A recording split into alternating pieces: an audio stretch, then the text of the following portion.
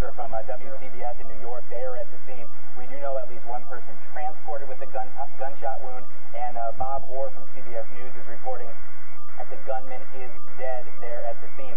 Len Bestoff, we talked to him a short time ago, and he was talking about the chaos with the fact that police were still running around with guns drawn. Do we have Len again? Well, we've got that audio from the helicopter. Let's listen in. Sniffing out, make sure there's no other devices or anything that might be related to this incident.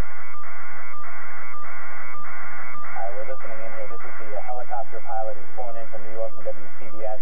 But you can get an idea just from a shot like this one of just how big of an area is locked down right now. We do know that all the other schools in Newtown were placed into lockdown once this shooting happened at the elementary school. Also, neighboring towns telling Robert Goulston, our New Haven bureau chief, that they were putting a whole extra security protocol into place until they figured out exactly what was going on. And early this morning, a lot of people simply didn't know what was going on.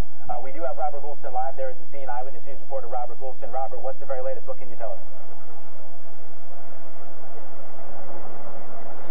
Eric, we are at this very chaotic scene. Fire officials, federal agents actually going into the school. All the parents, hundreds of parents, are actually gathered outside the school. Of course, we saw them, some of the children being released to those parents. They were very emotional, crying.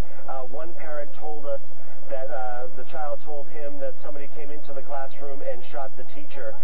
We are hearing from some other parents who are hearing from some school officials that maybe the principal and one teacher may have been injured in this. We're still trying to confirm all of that, but you can just look down the row of parents' cars and emergency vehicles that are just lined the streets here, and it goes on for miles in the other direction away from the school. And as we were coming into town, we also saw parents showing up at some of the other schools, like the high school. They were, of course, worried about their children as they're hearing this news, some very vague details up front. But right now we know that all schools are in lockdown. We are still trying to get a sense of where they're at in this investigation and whether everybody who's responsible is in custody or they know where these people are. But right now, just a very emotional scene here. A lot of parents just connecting with their children for the first time, and we just saw a couple of children who were just very upset about what happened inside the school. They were walking out, they were just crying. One parent, again, telling us that I asked him, "How's your child doing?" And he said, "I just don't know at this point." Eric, back to you.